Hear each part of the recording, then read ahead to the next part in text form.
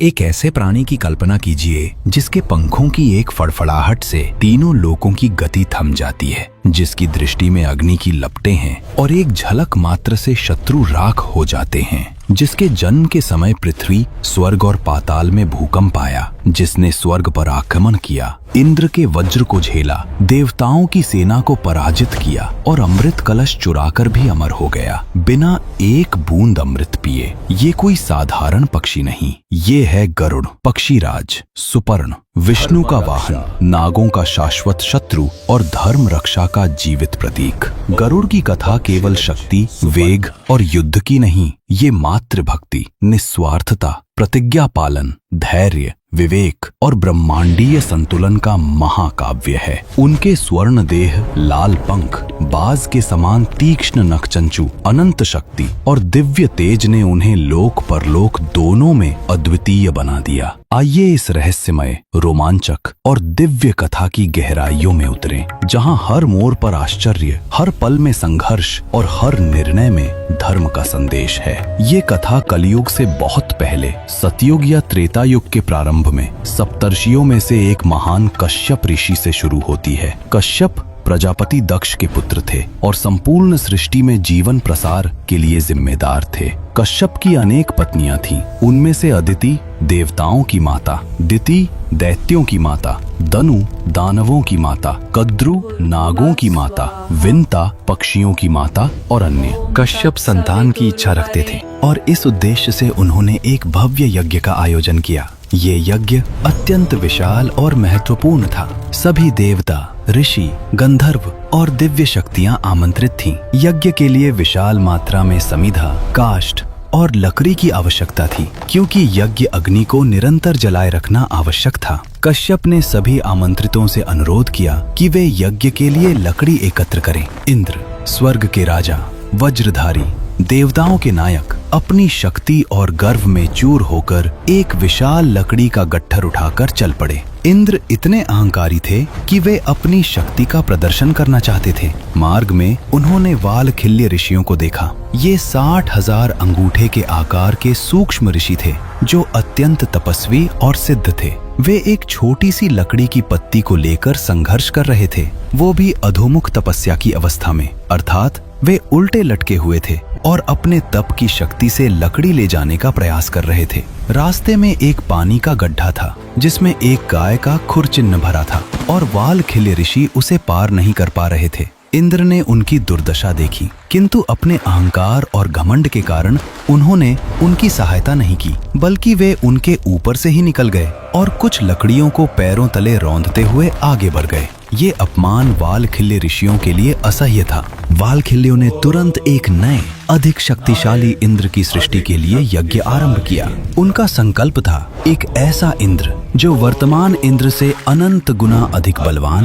तेजस्वी, न्यायप्रिय और विनम्र होगा, जो देवताओं और ऋषियों का सम्मान करेगा। वालखिल्य ऋषि अत्यंत सिद्ध थे, वे जो ठान ले वो पूर्ण कर सकते थे। इंद्र भयभीत हो गए। इंद्र ने तुरंत कश्यप के पास जाकर विनती की और क्षमा मांगी। कश्यप ने वालखिल्यों को समझाया और एक मध्य मार्ग प्रस्तुत किया। इंद्र का अपराध क्षमा करें, हमारा संकल्प नहीं रुकेगा।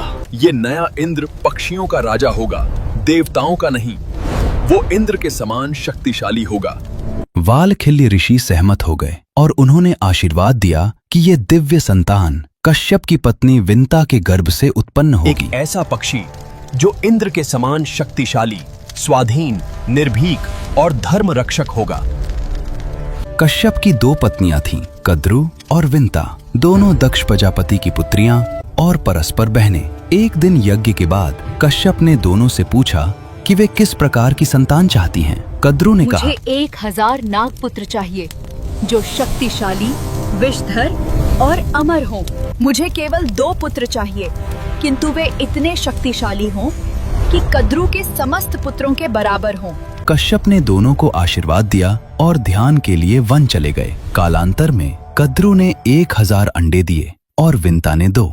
दोनों ने उन्हें गर्म, आर्द्र स्थान पर रखा और 500 वर्षों तक प्रतीक्षा की। 500 वर्षों के बाद कद्रु के अंडों से एक एक करके 1000 नाग निकले। वासुकी, तक्षक, शेषनाग, कालिया और अन्य सभी महानाग। किंतु विंता अधीर हो गई। उसे लगा कि उसके अंडे कभी नहीं फूटेंगे। उसने एक अंडा तोड़ दिया। उसमें से अरुण निकला। वो आधा विकसित था। उसका निचला शरीर अविकसित था। अरुण प्रातःकालीन सूर्य के समान लाल था, किंतु मध्याह्न सूर्य जितना तेजस्वी नहीं। अरुण ने अपनी माता को शाप दिया, माँ, तुमने मुझे अधूरा जन्म दिया। इसके फलस्वरूप तुम 500 वर्षों तक कद्रू की दासी बनोगी, जब तक तुम्हारा दूसरा पुत्र तुम्हें मुक्त नहीं करेगा। यदि तुम दूसरे अंडे में धैर्य रखोगी तो तुम्हारा दूसरा पुत्र ब्रह्मांड का सबसे शक्तिशाली प्राणी होगा। ये कहकर अरुण सूर्यदेव का सारथी बनने स्वर्ग चला गया। आज भी सूर्योदय के समय जो लाल रंग दिखाई देता है वो अरुण की उपस्थिति है। विंता ने धैर्य रखा और दूसरे अंडे की प्रतीक्षा की। इसी बीच एक दिन कद्रू और विंता दोनों बगीचे में घूम रही थी। उन्होंने दूर से एक श्वेत अश्व को देखा जो आकाश में दौड़ रहा था। ये उच्चैश्रवा था, समुद्र मंथन से उत्पन्न दिव्य अश्व जो अत्यंत तेज और सुंदर था। कद्रू ने कहा, उस घोड़े की पूंछ काली है। विंता ने कहा, नहीं, वो पूर्णतः श्वेत है। कद्रू ने दांव लगाया। पूंछ काली है। मैं कहती हूँ उसकी पूंछ काली है। यदि पूंछ काली है तो तुम 500 वर्षों तक मेरी दासी बनोगी। यदि श्वेत है तो मैं तुम्हारी दासी बनूंगी। विंता सहमत हो गई। उसे विश्वास था कि वो घोड़ा पूर्णतः श्वेत है, किंतु कद्रू ने छल किया। उसने रात में अपने नाग पुत्रों को बुलाया और आदेश दिया, सुबह तुम सभी उस घोड़े की पूंछ में काले रंग के धागे की तरह लिपट जाना ताकि वो काली दिखे।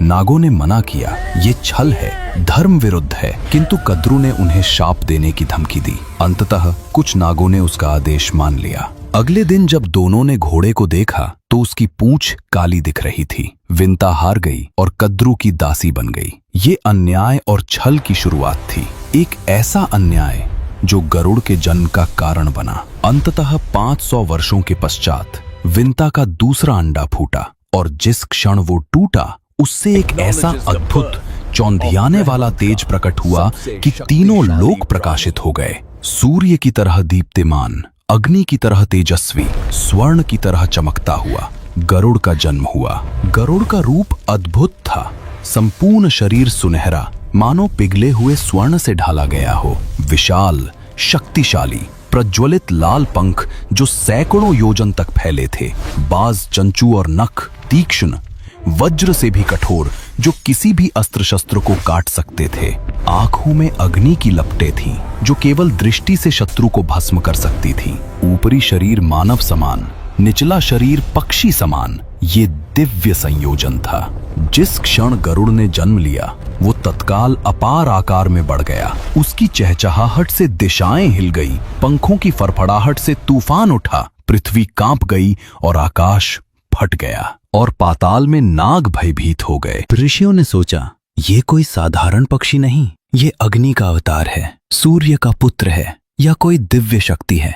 देवता भयभीत हो गए और उन्होंने ब्रह्मा जी से पूछा कि ये क्या है। ब्रह्मा जी ने कहा, ये गरुड़ है, कश्यप और विनता का पुत्र, वालखिल्य ऋषियों का आशीर्वाद, पक्षियों का राजा और भविष्य में विष्णु का वाहन। ये अद्वितीय है, इसकी शक्ति असीम है, इसका वेग अतुल है और इसकी नियति महान है। गरुड़ ने अपनी माता विनता से पूछा, आप इस दुर्दशा में क्यों हैं? आप किसी की दासी क्यों हैं? विनता ने पूरा वृत्तांत सुनाया। कद्रू का छल, नागों की धूर्तता, दांव की हार और 500 वर्षों की दास्तां।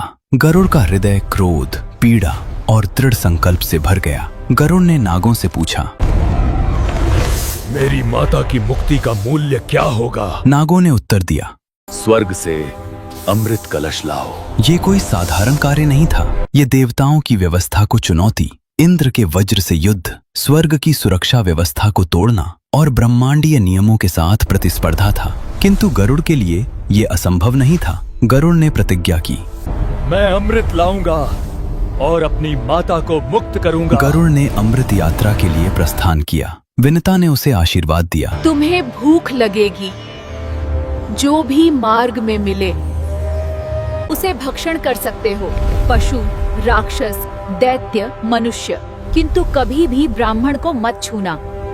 ब्राह्मण ज्ञान, पवित्रता और धर्म के प्रतीक हैं। उन्हें भक्षण करना महान पाप है।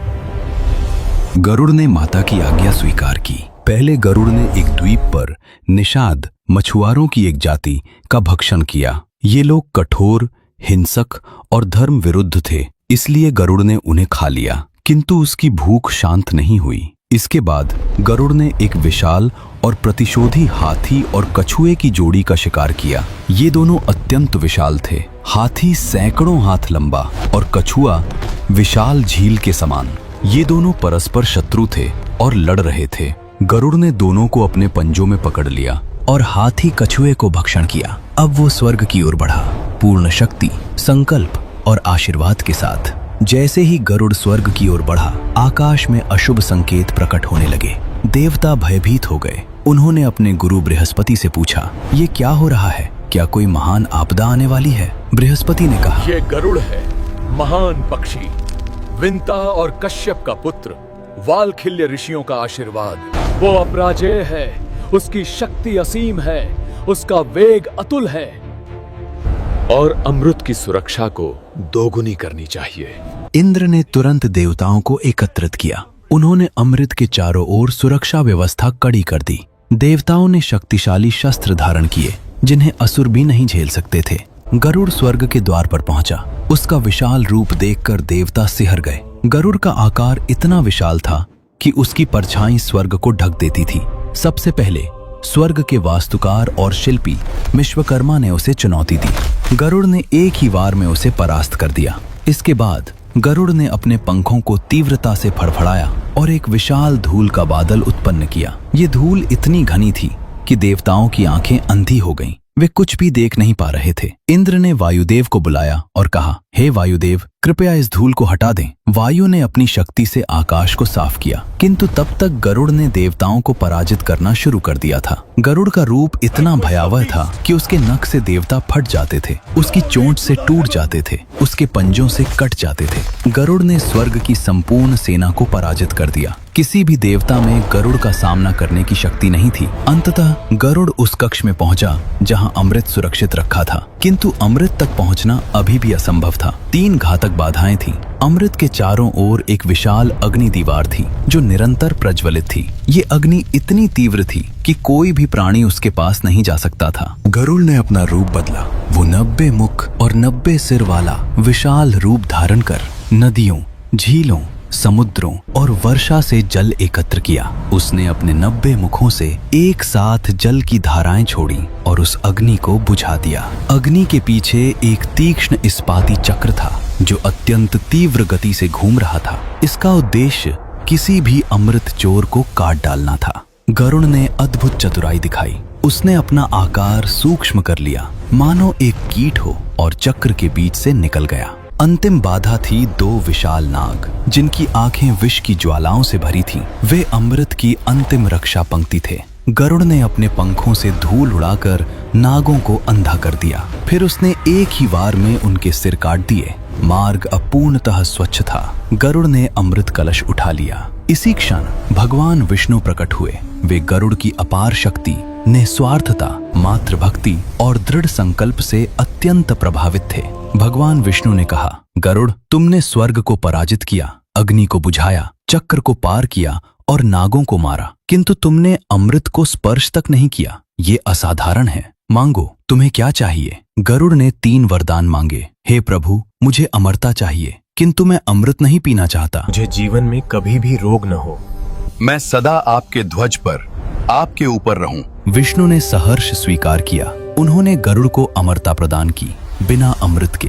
ये ब्रह्मांड का एकमात्र उदाहरण है जहां कोई प्राणी बिना अमृत पिए अमर हुआ। हे प्रभु, मैं आपका वाहन बनने का सम्मान चाहता हूँ। विष्णु ने स्वीकार किया। इस प्रकार गरुड़ विष्णु का दिव्य वाहन और ध्वज बना, धर्म रक्षा का चिरस्थायी प्रतीक। गरुड़ अमृत कलश लेकर पृथ्वी की ओर उड़ा। मार्ग में इंद्र ने उसे रोका। इंद्र ने कहा, गरुड़, तुम स्वर्ग का अमृत नहीं ले जा सकते। गरुड़ ने उत्तर दिया, इंद्र, मैं अपनी माता की मुक्ति के लिए ये ला रहा हूं। यदि तुम रोकना चाहते हो तो रोको।